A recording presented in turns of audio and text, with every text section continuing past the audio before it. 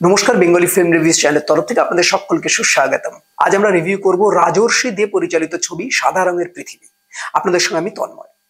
দেখুন, যখন এই ছবিটির ট্রেলার উন্মোচন হয় সেই সময় ওই উন্মোচন স্পটে কিন্তু আমরা উপস্থিত ছিলাম এবং সেই সময় ডিরেক্টরকে আমরা প্রশ্ন করাতে ডিরেক্টর কিন্তু একটা কথা স্পষ্ট জানিয়েছিল যে এই জাতীয় ছবি কোনোদিন কোনো দেশে কোনো ভাষাতে আগে হয়নি এবং তার সাথে ট্রেলারের যে সাজুজ্য সেটা দেখে আমাদের কিন্তু এক্সপেকটেশন অনেকটা বেশি ছিল, কিন্তু ছবি দেখার পর সেই এক্সপেকটেশনটা কিন্তু অনেকটা আহত হয়। কেন হয় সেটা আমি পরপর বলছি।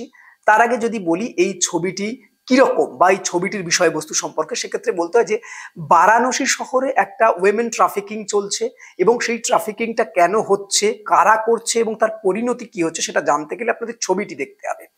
এই বারাণসী এমন একটা জায়গা যেখানে কিন্তু বিধবারা থাকতে যায়, মানে বিধবা হওয়ার পর সেই জায়গাটা সেফেস্ট মনে করে, কারণ তারা মনে করে সেই জায়গায় থাকলে তারা অনেকটা পুণ্য অর্জন করতে পারবে। এবং কথিত আছে, আপনারা সকলেই জানেন, যে বারাণসীতে যদি কেউ মরে তাহলে সে ডাইরেক্ট স্বর্গধাম লাভ করে। এই নিয়ে প্রফুল্ল রায়ের একটি উপন্যাসও আছে এবং সেই উপন্যাসের যে শেষ, সেই শেষের টুইস্ট কিন্তু আলাদা, এই ছবির সাথে মেলে না। আমি জাস্ট এটা কথা প্রসঙ্গে জানিয়ে রাখলাম। কিন্তু এই ছবির মধ্যে সেই বিষয়টিকে কিভাবে উঠে এসেছে এবং কতটা ধরা গিয়েছে সেই বিষয়টা নিয়ে কথা বলতে গেলে এই ছবির কিছু পজিটিভ এবং নেগেটিভ দিক নিয়ে বলতে হয়। তারও আগে বলে রাখি যে এই ছবিতে মূলত ভূমিকা যিনি পালন করেছে তিনি হচ্ছেন শ্রাবন্তী। শ্রাবন্তীর এখানে ডুয়েল ক্যারেক্টার আমরা দেখতে পাবো। পাশাপাশি আমরা অরিন্দম শীলকে দেখতে পাবো, ঋতব্রতকে দেখতে পাবো, সৌরসেনীকে দেখতে পাবো, দেবলীনা কুমারকে দেখতে পাবো এবং আরো অন্যান্যরা আছে।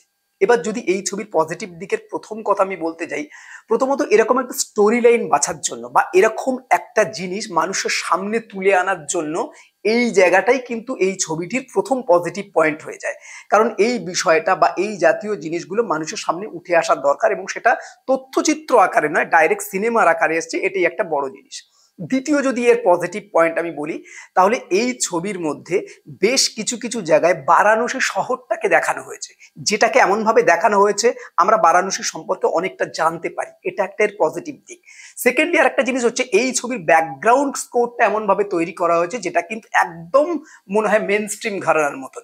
মানে এই সিনেমাটা যদি কোনো মেন স্ট্রিম ঘরানায় হতো এবং সেখানে এই ধরনের ব্যাকগ্রাউন্ড মিউজিক হতো, সেটাও কিন্তু একদম অ্যাপ্রোপ্রিয়েট হতো। ফলত ব্যাকগ্রাউন্ড মিউজিক স্কোরটা কিন্তু বেশ পজিটিভ পয়েন্ট এই ছবিটির ক্ষেত্রে।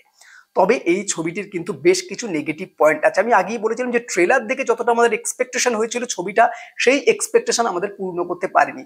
তার প্রথম কারণ হচ্ছে অ্যাক্টিং।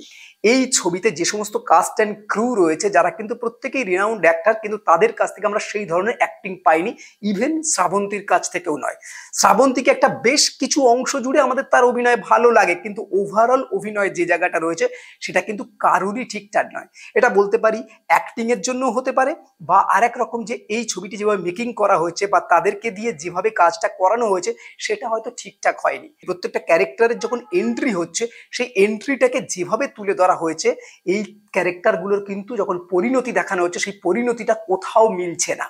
অর্থাৎ এন্ট্রির সাথে পরিণতির কোনো সামঞ্জস্যতা নেই, এটা কিন্তু একটা বড় ড্রব্যাক। প্রত্যেকটা ক্যারেক্টার অ্যাপিয়ার হচ্ছে বাট যেভাবে ডিসঅ্যাপিয়ার হয়ে যাচ্ছে আবার সেগুলো, তার মধ্যে কিন্তু কোনো মানে সঠিক সদুত্তর খুঁজে পাওয়া যাচ্ছে না যে ক্যারেক্টারগুলো কেন আসছে। প্রথমতই বলি, সৌরশ্রেণী যে ক্যারেক্টারটি অভিনয় করেছে সেই ক্যারেক্টারটা কিন্তু এই ছবির মধ্যে প্রথম যদি আমরা একটু মন দিয়ে দেখি তাহলে প্রথমেই ডিসক্লোজ হয়ে যায় যে কেন, তার মোটোটা কি এখানে আসার জন্য। ফলত এই যে ক্যারেক্টারটা তাকে লুকিয়ে রেখে একেবারে ক্লাইম্যাক্সে গিয়ে যে ডিসবার্সমেন্ট হবে সেই বিষয়টা নেই। ফলত মানুষের মধ্যে এই ক্যারেক্টার নিয়ে সেই আগ্রহটা কিন্তু ঠিকঠাক করে প্রকাশ পায়নি। শ্রাবন্তীর ক্যারেক্টারও আমি আগে বললাম, বাকি যে সমস্ত ক্যারেক্টারগুলোকে ইউটিলাইজ করা হয়েছে এখানে সেই ক্যারেক্টারগুলোর যে মেকআপ, সেই মেকআপগুলো আমাদের কিন্তু ভালো লাগে না। প্রথমত এইখানে যে ক্যারেক্টারগুলোকে তুলে ধরা হয়েছে তাকে একদম হার্ডকোর আধুনিক বলে মনে হয়। আমি ধরে নিলাম যদি আধুনিক হয় তাহলে তাদের মধ্যে তাদের স্পিচগুলো যেভাবে দেওয়া হয়েছে একদম আল্ট্রা মডার্ন স্পিচ, কিন্তু তাদের বিহেভিয়ারের মধ্যে সেই আল্ট্রা মডার্ন ব্যাপারটা নেই। তারা কেউ এই র্যাকেটটা ভেঙে বেরিয়ে যাওয়ার চেষ্টা করছে না। যদি এই বেরিয়ে যাওয়ার ক্ষেত্রে কেউ তাদের আটকায় তাহলে তাদের সাথে যে সংঘর্ষ সেই সংঘর্ষটা ঠিক করে কিন্তু ফুটে ওঠেনি। এমনকি অরিন্দম শীলের ক্যারেক্টারটাও মাঝপথে হারিয়ে যায়, পরে আবার আসে। ফলে তার যে ঠিকঠাক পরিণতি সেটাও আমরা লক্ষ্য করতে পারি না। ছবিটির একটা বড় ড্রব্যাকস হলো এই ছবির স্ক্রিপ্ট, অর্থাৎ যেভাবে স্ক্রিপ্টিংটা করা হয়েছে সেই স্ক্রিপ্টটা কিন্তু এই ছবিটির সঙ্গে ঠিকঠাক করে যায় না। কিছু কিছু জায়গায় কিছু কিছু গালমন্দ ব্যবহার করা হয়েছে, অর্থাৎ কিছু কিছু স্ল্যাং শব্দ ব্যবহার করা হয়েছে, কিন্তু সেই স্ল্যাংগুলো সেই ক্যারেক্টারগুলোকে ঠিকঠাক করে পোর্ট্রে করতে পারে না, ফলত সেই শব্দগুলো উঠে উঠে কানে এসে লাগে। এবং সবচেয়ে বড় কথা, ঋতব্রত কিছু জায়গায় ভালো পাঠ করেছে যেখানে আমাদের মধ্যে খানিক হাসি আনতে পারে, বাকি কোনো ক্যারেক্টারগুলো তার জায়গায় যে ডায়লগ ডেলিভারি গুলো করছে সেই ডায়লগ ডেলিভারি গুলো তাদের বডি ল্যাঙ্গুয়েজের সঙ্গে যাচ্ছে না।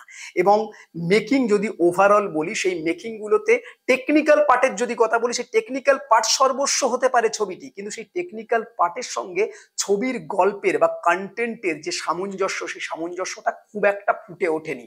এটা সাবজেক্টিভ হতে পারে, আপনারা দেখার পর ডেফিনেটলি আপনারাও বলবেন। অর্থাৎ ওভারঅল যদি আমি ছবিটির কথা বলি, সাদা রঙের পৃথিবীর ট্রেলার আমাদের যে হাইপে তুলেছিল সেই হাইপটি কিন্তু ছবিটির মধ্যে পাইনি। আমরা জানি যে রাজর্ষি দে একটু অন্য ধারার ছবি করার চেষ্টা করে, সেই চেষ্টাটা কিন্তু পুরোপুরি এই ছবিটির মধ্যে দিয়ে আমরা বুঝতে পারি, কিন্তু ছবিটি as a making, as a film সেইভাবে কিন্তু আমাদেরকে ছুঁতে পারেনি। আপনারাও নিশ্চয়ই ছবিটি দেখবেন এবং ছবিটি দেখার পর আপনাদের কমেন্টও আমাদের জানাবেন। এটা হতে পারে, আমি আবার বলছি, সাবজেক্টিভ, কারুর ভালো লাগতে পারে। যদি কোনো জায়গা আপনাদের ভালো লাগে তাহলে আপনাদের ভালো লাগার জায়গাটা অবশ্যই আমাদের কমেন্ট করে জানাবেন। এই হলো ওভারঅল রিভিউ। এরকম নতুন নতুন রিভিউ জানতে বেঙ্গলি ফিল্ম রিভিউজ দেখতে থাকুন। আপনাদের গুরুত্বপূর্ণ মতামত আমাদের কমেন্ট বক্সে অবশ্যই জানাবেন। বেঙ্গলি ফিল্ম রিভিউ সোশ্যাল মিডিয়াতে সব জায়গায় অ্যাভেলেবেল আছে, আপনারা সেখানে আমাদের ফলো করতে পারেন। বাংলা সিনেমাকে এগিয়ে রাখুন, বাংলা সিনেমার পাশে থাকুন। Thanks for watching.